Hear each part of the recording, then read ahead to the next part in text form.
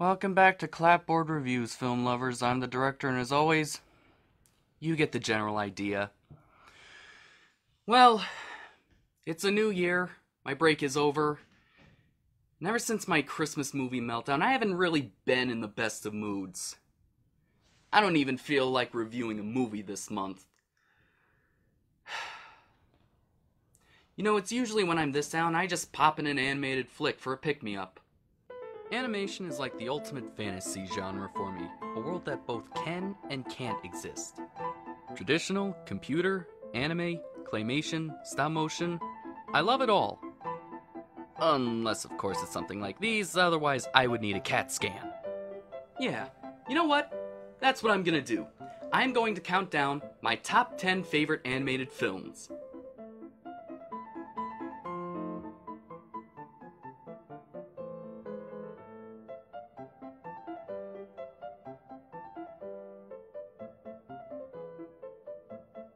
Number 10. Balto. In my opinion, this is an underrated animated classic. This was the last film produced by Spielberg under the Amblin Entertainment banner before co-founding DreamWorks. It's based on the true story of a team of sled dogs racing across Alaska to deliver vaccines to a town stricken by a diphtheria epidemic. It features an all-star cast of Kevin Bacon, the late Bob Hoskins, Bridget Fonda, Phil Collins, Jim Cummings, and just has the loveliest score by James Horner. Looking back, it is kind of silly how the whole world seems to be against this team. They face not only blizzards, but bears, avalanches, crevices, and ice caves. But that's what I love about this movie. I love stories where the main character is an outcast and constantly tries to prove to himself and his peers that he belongs. And when he's finally accepted, you remember all the trials and tribulations he went through. It's a film I'll continue to love and hope gets more attention as time goes by.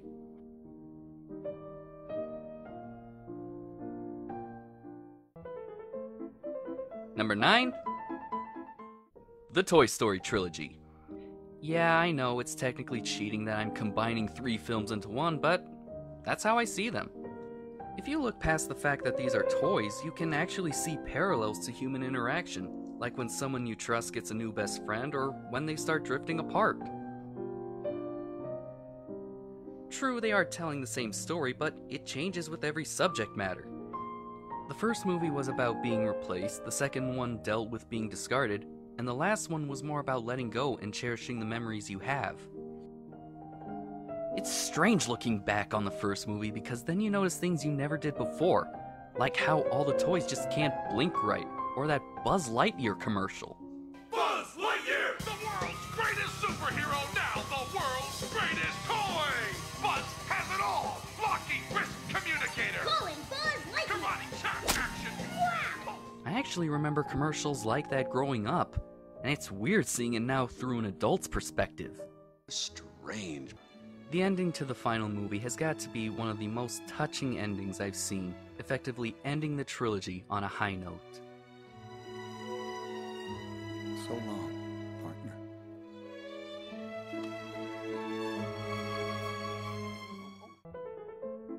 Number 8. Tron. Okay, so it's not technically an animated film, but I'm including this because it is the reason why we have Toy Story. John Lasseter, one of the people behind Toy Story and Pixar, was working at Disney Studios at the time this movie was being made. He saw the early renderings of the light cycles and stated how he was blown away by it. It's mostly remembered for its bright colors and those awesome light cycles. You know, now that I think about it, I wouldn't be surprised if the people behind Wreck-It Ralph drew influence from Tron.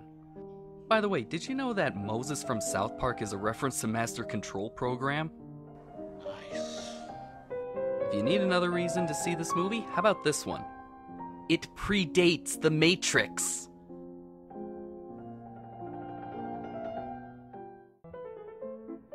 Number 7. The Secret of Kells.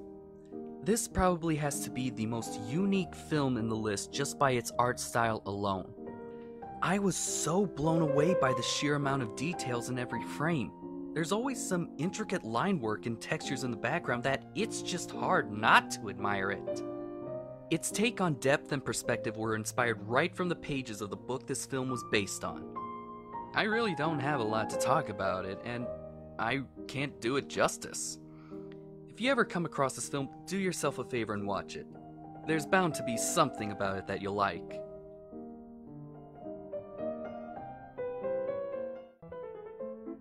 Number 6. The Thief and the Cobbler.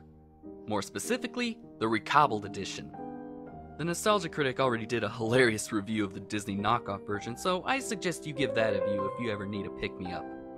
The version that I'm referring to is an ongoing project that makes the story closer to the director's original vision. It combines existing and finished footage with original storyboards and surviving pencil tests to closely recreate a lost masterpiece of animation. And the best part is it can all be viewed on YouTube. The channel that goes by The Thief Archive has the current version as well as other works by the animator Richard Williams, like The Christmas Carol and that Raggedy Ann and Andy cartoon. If you ever have time, I suggest you check it out. It's really worth it.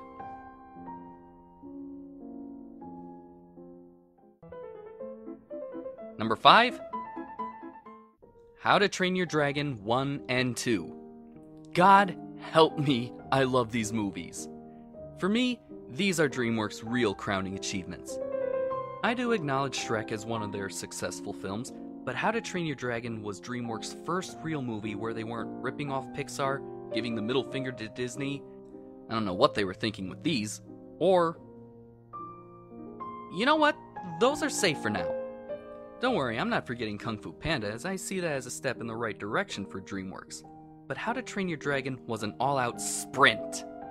Every character has a distinctive look and a unique quirk about them, and they all react like real people. And just like Balto, it's also one of those outcast stories that I love. The flying scenes are phenomenal, and the music captures the culture and mood just perfectly. And by God, I love Toothless! He has got to be the greatest companion ever! And I mean it! Fuck Lassie! Fuck Flipper! And fuck Groot! Toothless reigns supreme! He's like everything great about a dog and a cat given badass wings and scales. My favorite scene will always be the bonding scene. It is so beautifully done because it conveyed the emerging bond of Toothless and Hiccup just through body language, facial expressions, and the music with very little dialogue. There's a genuine sense of curiosity between their interaction, and it makes it even more special because the viewers also feel the same thing as they see this developing friendship.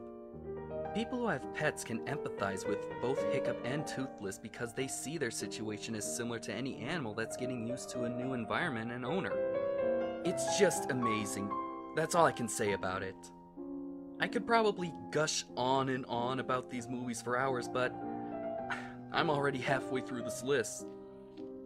I will say one last thing though. Long live Toothless!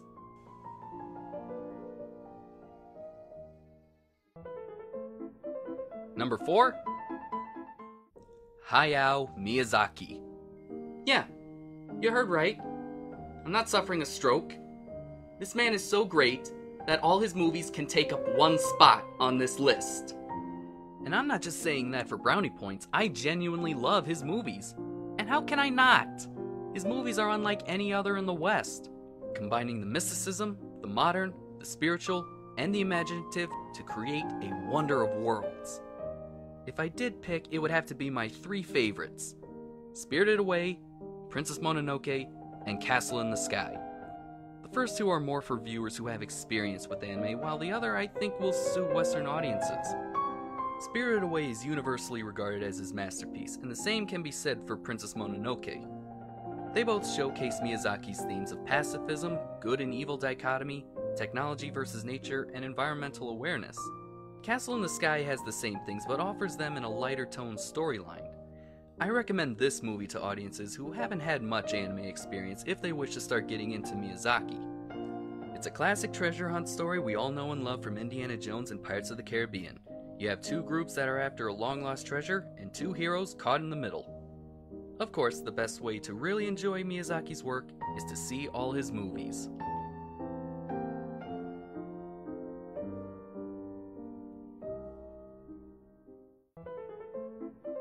Number 3. The Princess and the Frog. I remember praying, please make an animated movie like the ones I grew up with, and crying when I found out months later that this was going to be a traditional animated movie. But that's not the only reason why I love it. It came out at a time when America's economy was still recovering, and Disney gave us a leading character that valued hard work to achieve your dreams and not just simply wishing for them. That to me is a step beyond the Ariels, the Jasmines, and the Belles, because these were princesses who I think represented more about being true to yourself and having simple goals.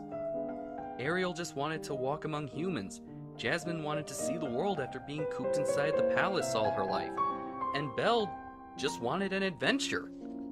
Again, I love these kinds of stories, and I'm not bashing their characters because they fit the story that was being told, and they were definitely positive role models during their time.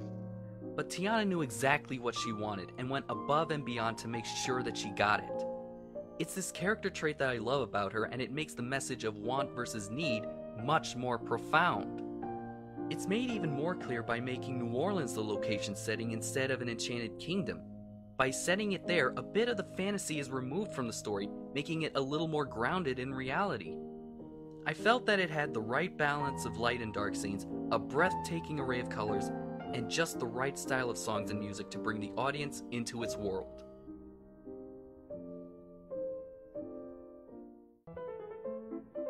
Number 2. Frozen. Yep, a movie that was viewed around the world. I already did a whole review on this movie that I really can't say anything new about it. This was Disney effectively turning the early princess tropes on their heads and expanded on the second tropes. You have Elsa, who has been isolated and taught to fear her powers, only to later experience freedom to be who she is through isolation. She's the first princess to be crowned queen that wasn't evil like the earlier films. And I'm not forgetting the direct-to-video sequels, I just don't count them. And then there's Anna, who still has this kind of childlike naivety mixed in with an indomitable spirit and an endless and undying love for her sister. Like Princess and the Frog, Frozen also offered its own version of finding true love. Whereas Princess and the Frog showed to value love as well as hard work, Frozen showed that true love doesn't always have to come from a romantic relationship. Sometimes it can just be from your family. It's a heartwarming tale of family and acceptance that definitely belongs among Disney's greatest.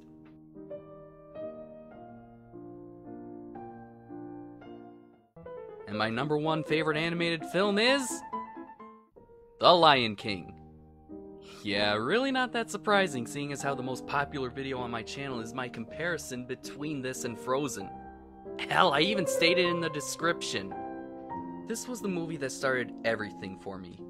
In fact, many kids in my generation didn't even know that this introduced us to Shakespeare until we were in high school. I love everything about it.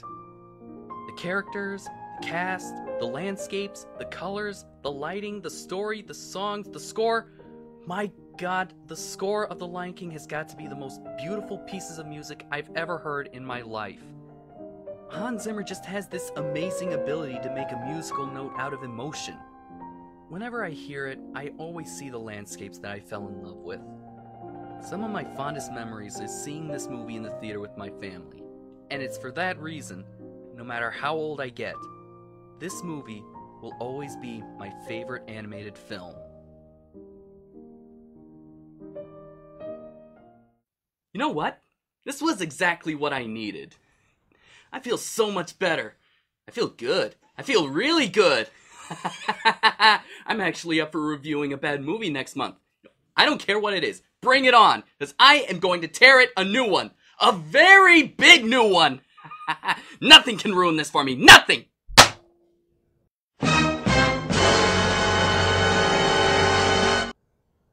Good feelings gone.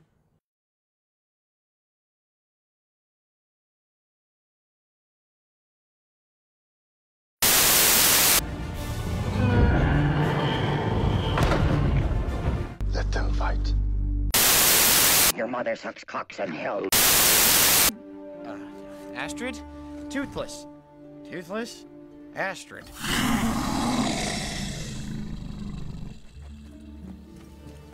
Well, we're boned.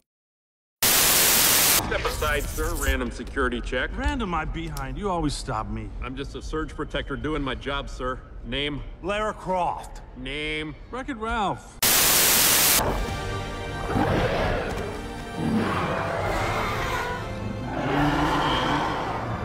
challenging the Alpha to protect you. Let them fight.